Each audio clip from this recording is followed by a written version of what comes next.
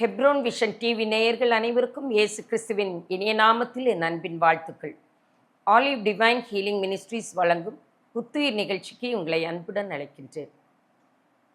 இந்த நாளிலும் கர்த்தருடைய இரக்கம் என்கின்ற தலைப்பில் உங்களோடு கூட பேச உள்ளேன். கிறிஸ்துவுக்குள் பிரியமான என் அன்பு தேவ ஜனமே, இந்த உலகத்தில் ஆண்டவருடைய இரக்கம் நமக்கு தேவையாயிருக்கிறது. இந்த இரக்கத்தை பெற்றுக்கொள்வதற்காக நாம் எப்படி வாழ வேண்டும், இந்த இரக்கம் நம்மோடு கூட இருந்தால் நம் வாழ்க்கையில் என்ன நடக்கும் என்பதை உங்களுக்கு முன் கூற விரும்புகின்றேன். ஆண்டவராகிய இயேசு கிறிஸ்துவின் கிருபையும் இரக்கமும் சமாதானமும் உங்களோடு கூட இருப்பதாக.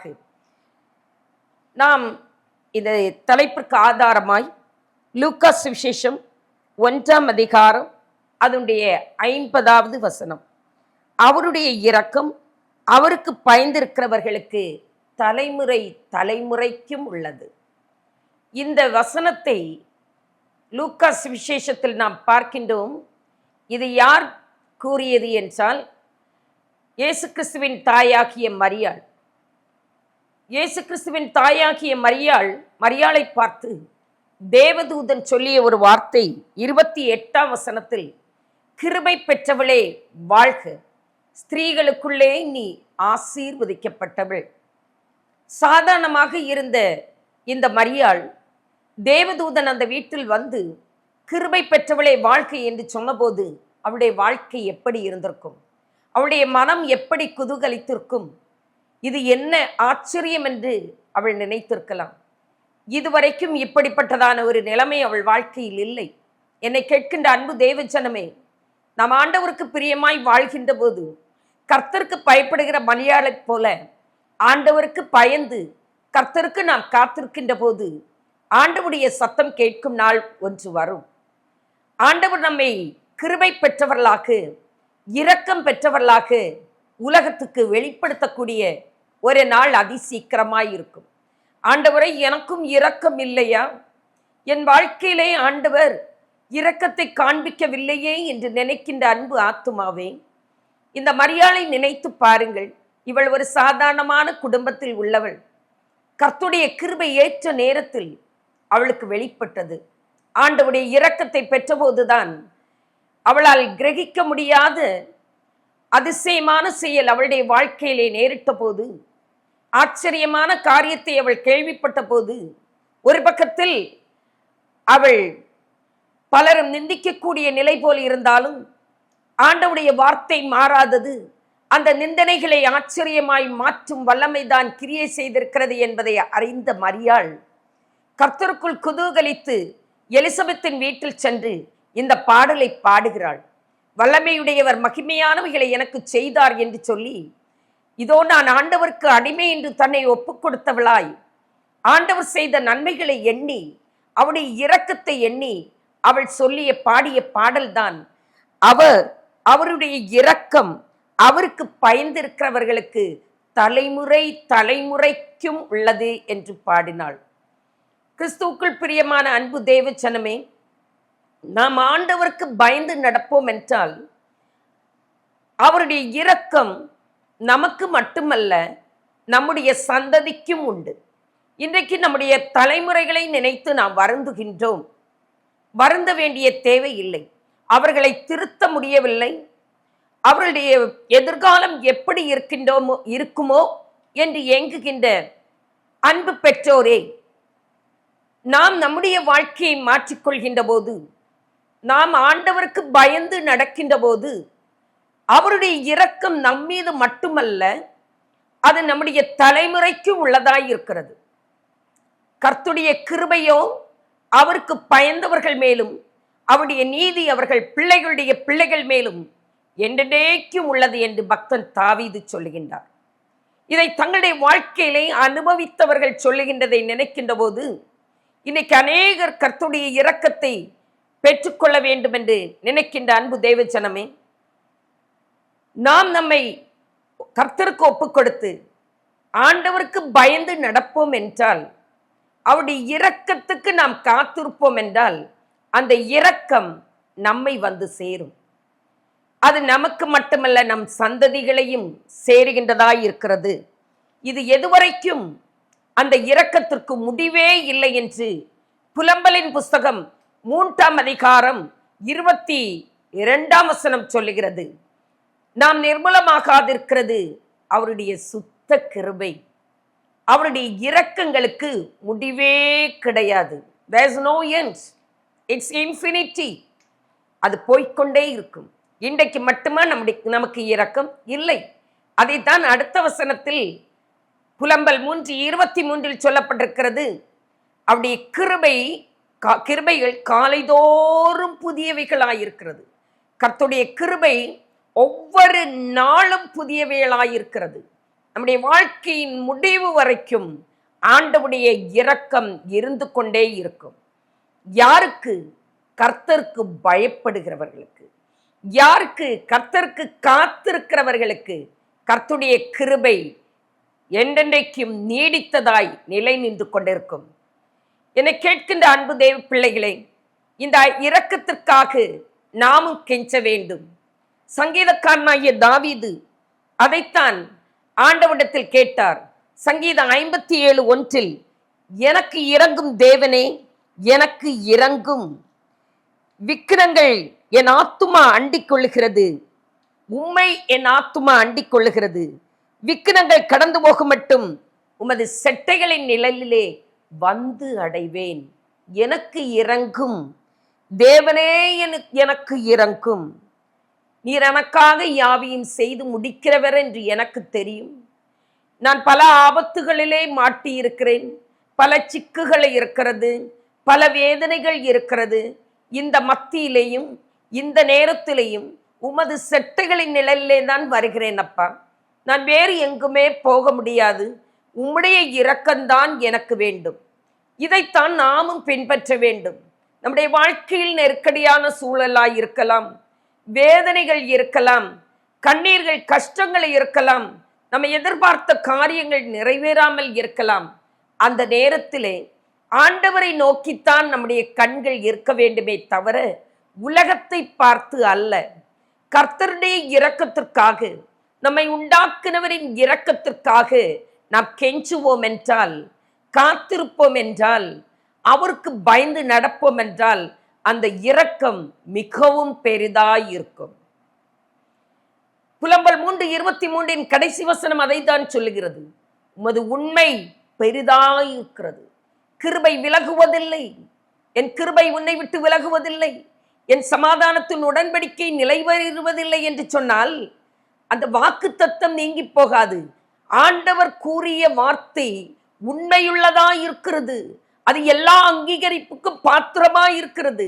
அது பெரிதாயிருக்கிறது. கர்த்தருடைய கிருபை பெரியது, அவருடைய உண்மை பெரியது, அவருடைய அன்பு பெரியது. இவ்வளவு பெரிதான இரக்கத்தையும் அன்பையும் உடைய ஆண்டவர் நம்மோடு கூட இருக்கின்ற போது இன்றைக்கு நாம் வேதனையோடும் கண்ணீரோடும் இருக்க வேண்டிய அவசியம் என்ன? இந்த இந்த இரக்கம் எப்படி நம்முடைய வாழ்க்கையில் வெளிப்படும் என்றால் அற்புதமாய் வெளிப்படும். நாம் வேண்டிக் கொள்ளுகின்ற போது, கர்த்தருடைய இரக்கம் இருக்கின்ற போது பதில் நமக்கு வெளிப்படும், மறு உத்தரவு வெளிப்படும். இந்த 2 காரியங்களை உங்களுக்கு சொல்ல விரும்புகின்றேன். கர்த்தருடைய இரக்கம் இருக்கின்ற போது பல நன்மையான காரியங்கள் நம்முடைய வாழ்க்கையில் ஏற்படுவது உண்டு. முக்கியமாய் 2 காரியங்களை உங்களுக்கு சொல்லுகின்றேன். இந்த இரக்கம் நம்மோடு கூட இருக்கின்றது என்பது நமக்கு எப்படி தெரியும்? அவர் அற்புதமாய் நம் வாழ்க்கையிலே வெளிப்படுவார். நம்முடைய வாழ்க்கையை மாற்றுகின்றவராய் அதிசயம் நம்முடைய வாழ்க்கையிலே நடக்கின்ற போது நாம் புரிந்து கொள்ள வேண்டும், ஆண்டவருடைய இரக்கம் நம் வாழ்க்கையில் வெளிப்பட்டிருக்கிறது. வேதத்தில் ஆபிரகாமுக்கு கர்த்தருடைய கிருபை இருந்தது, இரக்கம் வெளிப்பட்டது. சகரியாவுடைய வாழ்க்கையிலே, ஆசாரியனாகிய சகரியாவுடைய வாழ்க்கையிலே கர்த்தருடைய கிருபை, அவருடைய இரக்கம் வெளிப்பட்டது. மரியாளுடைய இயேசுவின் தாயாகிய மரியாளுடைய வாழ்க்கையில் ஆண்டவருடைய இரக்கம் வெளிப்பட்டதென்றால் நம்முடைய வாழ்க்கையிலும் வெளிப்படும். எப்படி வெளிப்பட்டது? ஆபிரகாமுக்கு 100 வயதில் பிள்ளையை ஆண்டவர் கொடுக்கின்றார். இது ஆண்டவருடைய இரக்கம். அவருடைய இரக்கம் இருந்தபடியினால் அந்த இரக்கம் அற்புதமாய் வெளிப்பட்டது. லூக்கா சுவிசேஷம் 1ஆம் அதிகாரம் அதனுடைய 58ஆம் வசனத்தில் இவ்விதமாய் பார்க்கின்றோம். கர்த்தர் அவளிடத்தில் தம்முடைய இரக்கத்தை விளங்க பண்ணினார் என்று அவளுடைய அயலகத்தாரும் பந்து ஜனங்களும் கேள்விப்பட்டு அவளுடனே கூட சந்தோஷப்பட்டார்கள். இங்கே எலிசபெத்தை குறித்து கூறப்பட்டிருக்கிறது. எலிசபெத்து மலடி என்று பெயர் பெற்றவள். அதைத்தான் லூக்கா சுவிசேஷம் 1:7 சொல்லப்பட்டிருக்கின்றது.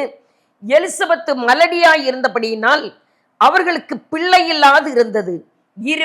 இருவரும் வயது சென்றவர்களாய் இருந்தார்கள். எலிசபெத்துக்கு ஒரு பட்டப்பெயர் இருந்தது, மலடி என்று. அவளுக்கு பிள்ளை கிடையாது. அந்த நாட்களிலே பிள்ளை இல்லை என்றால், மலடி என்றால் அதை ஒரு துரதிர்ஷ்டமாக கருதுகின்ற காலம் அவர்களுடைய கலாச்சாரம். இவள் மலடி என்று பெயர் பெற்றவள். இப்பொழுது பிள்ளை ஆண்டவர் கொடுத்து அந்த மலடி என்ற பெயரையே மாற்றி அமைக்கிறார். என்னை கேட்கின்ற அன்பு தேவ ஜனமே, இன்றைக்கு ஒருவேளை உங்களுடைய வாழ்க்கையிலே பிள்ளை இல்லை என்று நீங்கள் வேதனையோடு கூட இருக்கலாம். ஆண்டவர் ஒருபோதும் உங்களுடைய கற்பத்தை அடைக்கின்றவர் அல்ல.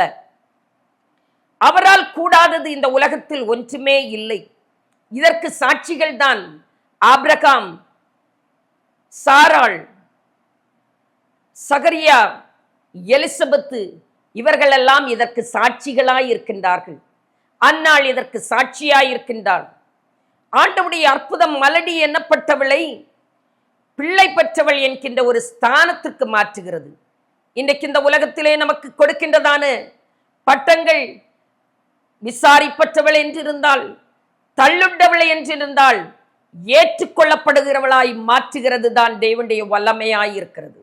அதுதான் தேவனுடைய இரக்கமாய் இருக்கின்றது. அவருடைய இரக்கம் பேசும்.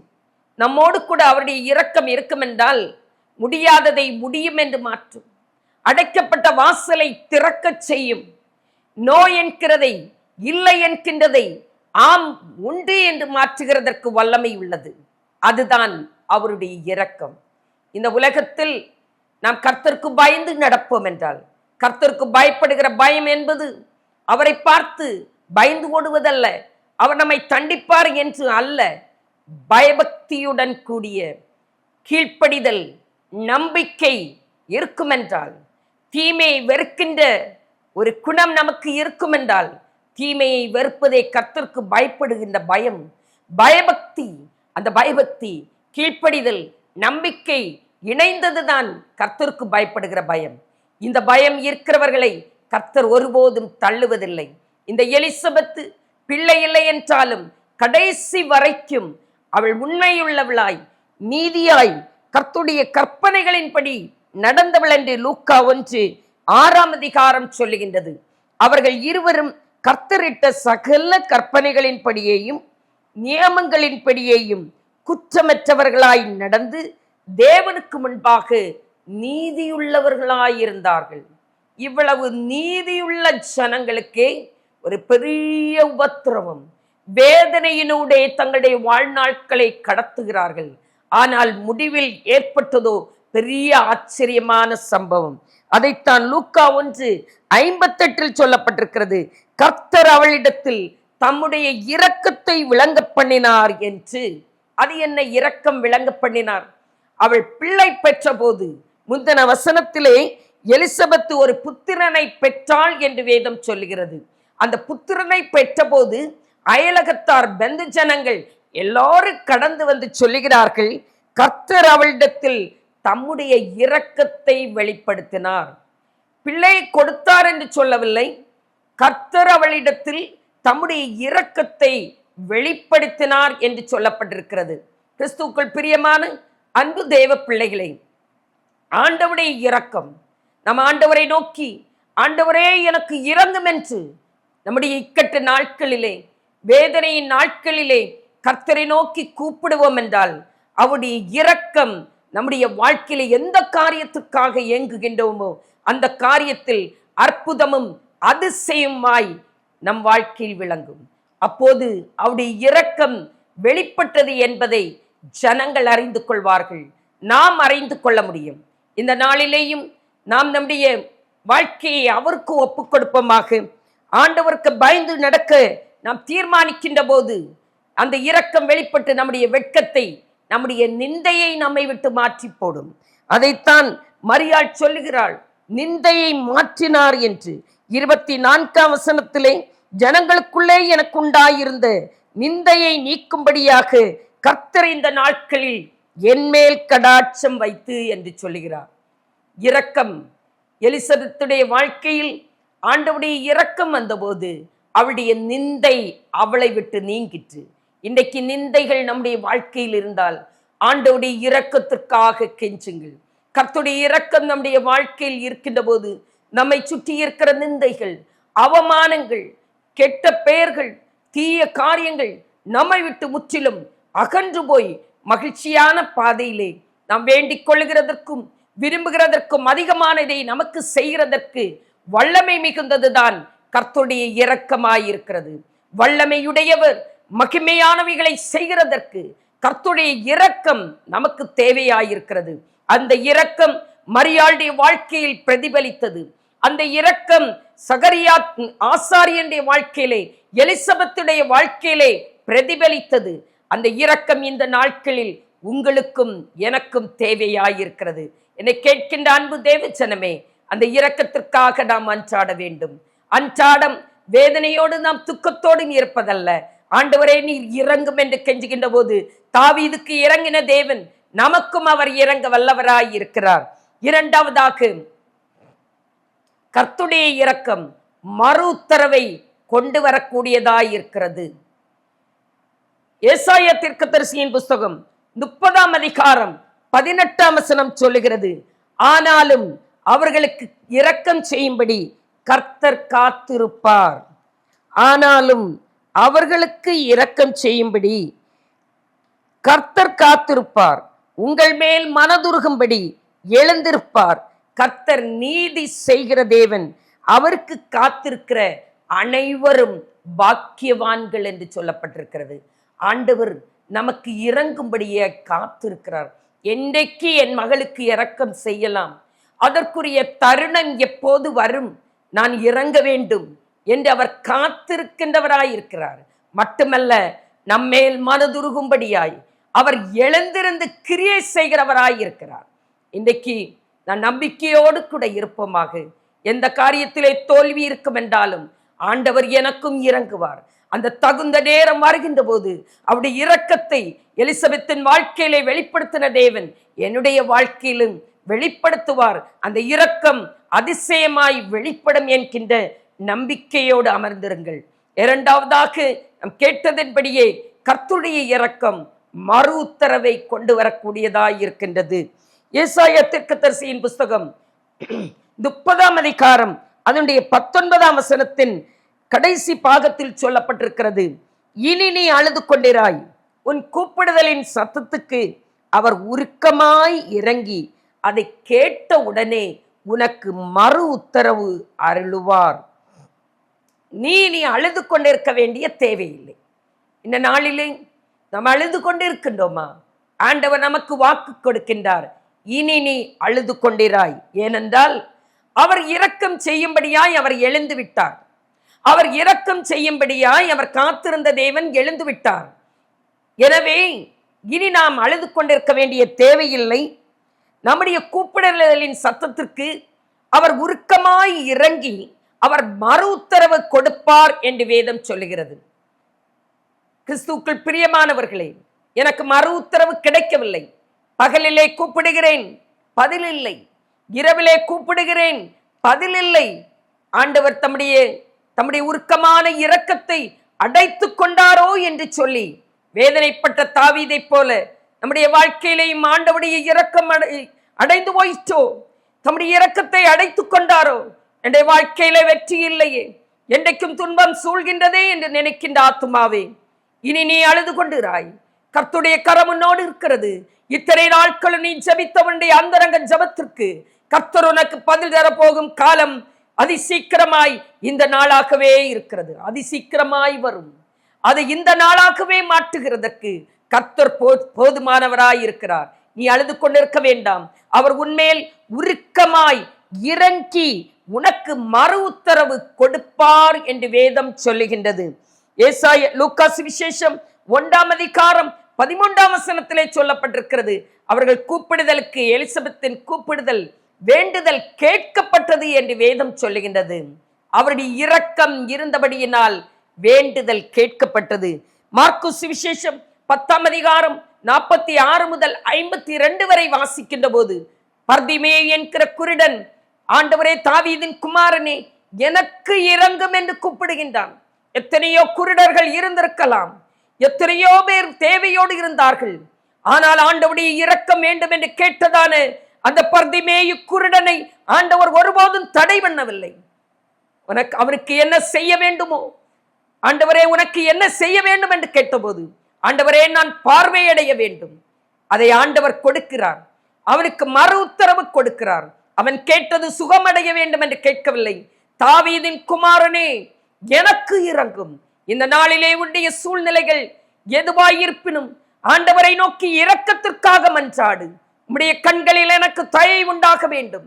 தேவ சமூகத்தின் நன்மைகள் நமக்கு வரும்படியாக, அவர் செய்கின்ற நன்மைகளை எல்லாம் கேட்க போகிற பூமியின் ஜனங்களுக்கு முன்பாக ஆச்சரியமும் அதிசயமாய் இருப்பதற்காக, ஆண்டவருடைய இருக்கத்தக்கதாக நாம் ஆண்டவருடைய இரக்கத்திற்கு மன்றாடுவோம் என்றால், பர்திமேயு குருடனுக்கு ஆண்டவர் கொடுத்ததான விடுதலை அநேகரை ஆச்சரியப்படுத்தியதை போல, இன்றைக்கு உங்களுடைய வாழ்க்கையை ஆச்சரியமும் அதிசயமும் அடையாளமுமாய் மாற்றுகிறதற்கு கர்த்தர் போதுமானவராய் இருக்கிறார்.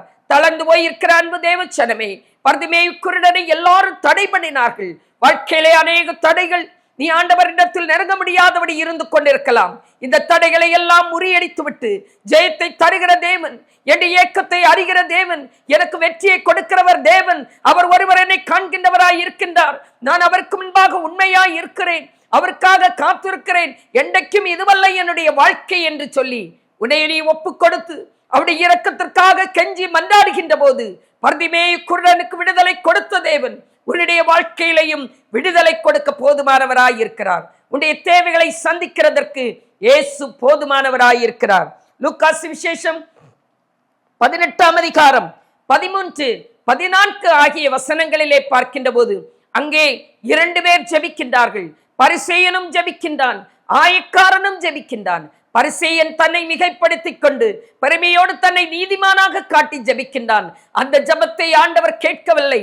ஆனால் ஆயக்காரனோ, ஆண்டவரே பாவியான என் மீது இரக்கமாயிரும், பாவியான என் மீது இரக்கமாயிரும் என்று சொல்லி தன்னை தாழ்த்தி தேவ சமூகத்தில் ஒப்பு கொடுத்து ஆண்டவர் இரக்கத்திற்காக மன்றாடி நின்ற போது ஆண்டவர் அவனுடைய பாவத்தை மன்னிக்கின்றார். அவன் அல்ல, பரிசேயன் அல்ல, தன்னை உயர்த்தினவன் அல்ல, தன்னை தாழ்த்தி ஆண்டவருடைய இரக்கத்திற்காக மன்றாடின ஆயக்காரனே நீதிமானாக மாற்றப்பட்டான். கிறிஸ்துவுக்குள் பிரியமான அன்பு தேவச்சனமே, நம்மை தாழ்த்தி தேவ சமூகத்தில் ஒப்பு கொடுத்து ஆண்டவருடைய இரக்கத்திற்காக மன்றாடுவோம் என்றால், கர்த்தருக்கு பயப்படுகிற பிள்ளைக்கு இருப்பது பெருமையின் குணம் அல்ல, தாழ்மையின் குணம். நம்முடைய பலத்தினால் ஒன்றை சாதிக்க முடியாது இந்த உலகத்தில். ஒருவேளை உனக்கு அறிவு இருக்கலாம், பணம் இருக்கலாம், படிப்பு இருக்கலாம், அந்தஸ்து இருக்கலாம், வேலை வாய்ப்புகள் இருக்கலாம், உயர்ந்த ஸ்தானத்தில் அமர்ந்திருக்கலாம். இவையெல்லாம் வைத்து ஒன்றை சாதிக்க உன்னால் முடியாது.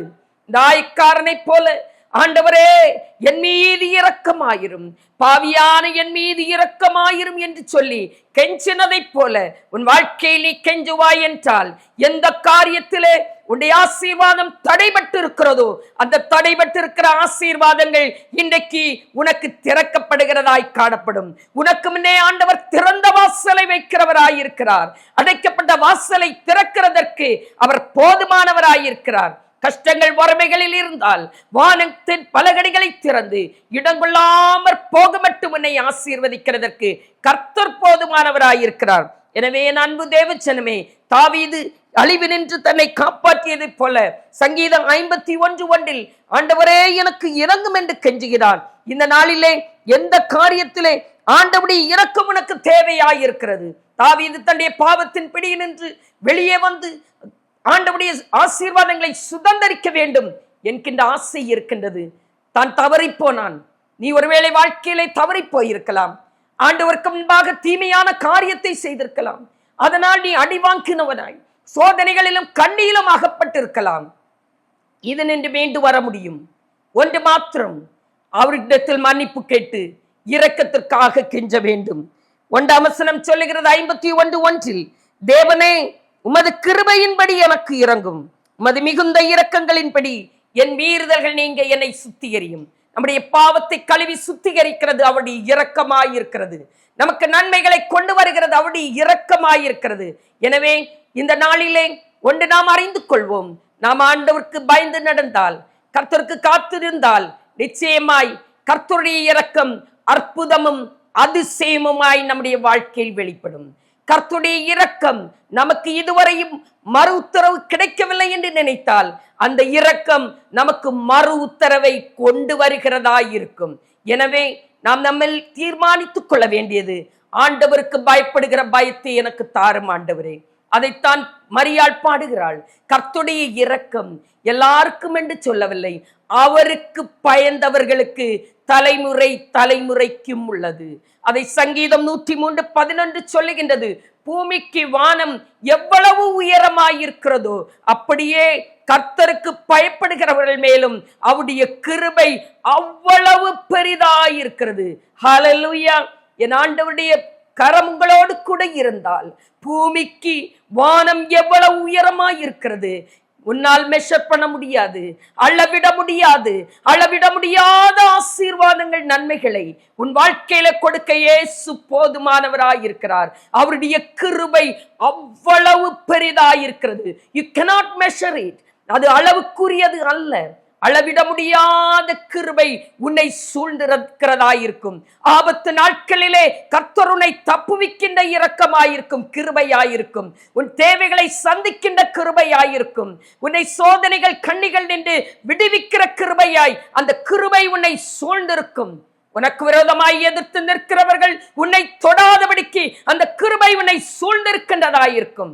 எனவே என் அன்பு தேவச்சனமே, ஆண்டவருக்கு பயப்படுகிற பயத்தை வாழ்க்கையிலே கடைபிடித்துக் கொண்டு கர்த்தருக்கு பயந்து நடக்க கற்றுக்கொள்ளுங்கள். நீதிமொழிகள் 14:27 சொல்லுகின்றது, கர்த்தருக்கு பயப்படுதல் ஜீவ ஊற்று, அதனால் மரண கண்ணிகளுக்கு தப்பலாம். சத்ருவானவன் நம்முடைய ஆத்துமாவை சேதப்படுத்தாதபடி மரண கண்ணிகளினின்று, ஆத்தும மரணத்தினின்று, ஜரீக மாம்சீக மரணத்தினின்று, அழிவினின்று ஆண்டவர் நம்மை காக்கத்தக்கதாக கர்த்தருக்கு பயப்படுகிற பயம் ஜீவ ஊற்றாய் நமக்குள்ளே இருந்து, அந்த கர்த்தருக்கு பயப்படுகிற பயம் அந்த ஜீவ ஊற்றிலிருந்து கிருபை பெருகி வழிந்தோடுகிறதாய் காணப்படும். எனவே நம்மை ஆண்டவருக்கு ஒப்புக் கொடுப்போம். 103 147:11 சங்கீதம் 147:11 சொல்லப்பட்டிருக்கிறது, தமக்கு பயந்து தமது கிருபைக்கு காத்திருக்கிறவர்கள் மேல் கர்த்தர் பிரியமாயிருக்கிறார். ஆண்டவருக்கு பயப்படுகிறது மட்டுமல்ல, ஆண்டவருக்கு காத்திருக்கிறவர்களாய் இருக்க வேண்டும். ஆண்டவருடைய இரக்கத்திற்கு நாம் காத்திருப்போமா? இந்த நாளிலே கர்த்தருடைய இரக்கத்திற்கு நாம் காத்திருப்போம். கர்த்தருக்கு பயப்படுகிற பயம் மட்டுமல்ல, பொறுமையோடு தாவீது சொன்னதை போல சங்கீதம் 40:1 கர்த்தருக்காக பொறுமையுடன் காத்திருந்தேன், அவர் என்னிடமாய் சாய்ந்து என் கூப்பிடுதலை கேட்டார் என்று சொன்னது போல, ஆண்டவர் நம்முடைய கூப்பிடுதலையும் கேட்கிறதற்கு அவருடைய சமூகத்திலே காத்திருப்போமாக. இந்த நாளில் ஆண்டவரிடத்தில் ஒப்புக் கொடுப்போம். ஆண்டவருடைய இரக்கம், மரியாளுக்கு காண்பித்த இரக்கம், எலிசபெத்துடைய வாழ்க்கையிலே காண்பித்த இரக்கம், ஆபிரகாமுடைய வாழ்க்கையிலே காண்பித்த இரக்கம், தாவீதுடைய வாழ்க்கையிலே காண்பித்த இரக்கம், ஆண்டவரை என் வாழ்க்கையிலே நீ காண்பிக்க வேண்டும். ஒன்று மாத்திரம், உமக்கென்று என்னை ஒப்புவிக்கின்றேன், இதோ நான் ஆண்டவருக்கு அடிமை என்று மரியாள் ஒப்புவித்ததை போல ஒப்புவித்து கர்த்தருக்கு பயப்படுகிற பயத்தோடு வாழ்ந்து அவருடைய கிருபைக்கு நீ காத்திருப்பாய் என்றால் அவர் உனக்கு இறங்குகிறவராயிருக்கிறார். ஏசாயா 30:17 சொல்லி இருக்கிறபடியே, ஆனாலும் உனக்கு இறங்கும்படி கர்த்தர் காத்திருப்பார். கடைசி பாகம் சொல்லுகின்றது, கர்த்தருக்கு காத்திருக்கிற அனைவரும் பாக்கியவான்கள். ஏன் பாக்கியவான்கள்? நீ கர்த்தருக்கு காத்திருந்தால் நிச்சயமாய் ஆண்டவருடைய இரக்கம் வெளிப்படும். கர்த்தர் மறு உத்தரவு உனக்கு கொடுப்பார். அற்புதங்கள் நடக்கும். மறு உத்தரவை ஆண்டவர் கொடுப்பார். எனவே இந்த நாளிலே அந்த பெரிதான கிருபையும் இரக்கமும் நம்மை சூழ்ந்திருக்கத்தக்கதாக ஆண்டவருக்கென்று நம்மை ஒப்புக் கொடுப்போம். கர்த்தர் நமக்கு மறு உத்தரவு கொடுப்பார். இரக்கத்திற்காக, அவருடைய இரக்கத்திற்காக, அவருடைய கிருபை நம்மை சூழ்ந்திருக்கும்படியாய், தேவ பிரசன்னத்திற்காக வேண்டுவோம், இரக்கத்தை நாடுவோம். கர்த்தர் நம்மை ஆசீர்வதிப்பாராக. ஆமென்.